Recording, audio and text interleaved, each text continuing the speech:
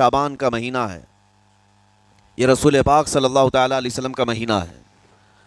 اور رمضان کے بعد سب سے زیادہ حضور پاک صلی اللہ تعالیٰ علیہ وسلم کو روزے کی حالت میں کسی مہینے میں دیکھا گیا تو شعبان کا مہینہ۔ فرمایا گیا کبھی کبھار پورے شعبان کا مہینہ حضور صلی اللہ علیہ وسلم روزے سے رہتے، اور یہ ارشاد فرماتے کہ یہ مہینہ ایسا ہے جس میں سارے لوگوں کے اعمال اللہ کے حضور جاتے ہیں، پیش کیے جاتے ہیں،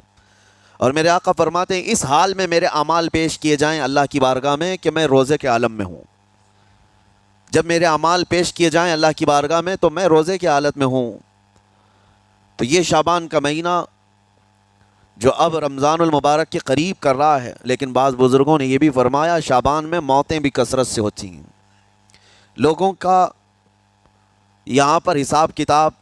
15ویں شعبان کو جو اب شب برات آنے والی ہے لکھ دیا جاتا ہے، سال بھر میں کیا کیا ہونے والا ہے، کتنے لوگ جانے والے ہیں، کئی لوگوں کی کتابیں بند کر دی جاتی ہیں۔ حدیث پاک میں یہ بھی ہے کہ فیصلہ اللہ تعالیٰ فرشتوں کے حوالے فرما رہا ہوگا، حالانکہ جب ہم ماں کے پیٹ میں تھے تبھی لکھ دیا گیا ہے کہ کتنی عمر ہے، لیکن فرشتوں کو جو ٹرانسفر کیا جاتا ہے سال میں ایک مرتبہ، اگلے سال ان کا کیا کیا ہونا ہے۔ اور حدیث میں ہے کسی کے متعلق فرشتوں کو یہ کہا جا رہا ہوگا کہ فلاں 1 مہینے بعد، 2 مہینے بعد، 1.5 مہینے کے بعد اس کی فلاں وجہ سے موت آئے گی، لیکن وہ بندہ شادی کی تیاری کر رہا ہوگا، وہ بندہ جس کے موت کا آرڈر جاری ہو چکا ہے، فرشتے لے چکے ہیں، وہ اپنے کاروبار کے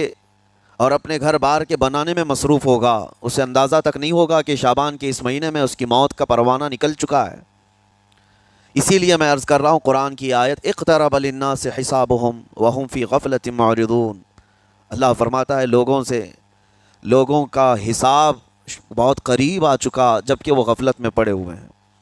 اب جس زمانے میں آپ زندگی گزار رہے ہیں یہ اتنی تیزی سے آپ کے اوپر سے گزر جائے گا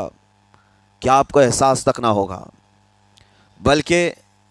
ایک حدیث کا مفہوم یہ بھی ہے کہ جوان بوڑھے نظر آنے لگیں گے اور بچے جوان نظر آنے لگیں گے۔ وہ دور آئے آج، بچے تو ہمارے جوان ہو ہی چکے ہیں، جو 6 سال کے بچے ہیں، 5 سال کے بچے ہیں، جن کو حقیقت میں بچہ کہا جاتا تھا، اب کے زمانے میں وہ بچے ہی نہیں رہ گئے۔ 8 سال کے بچے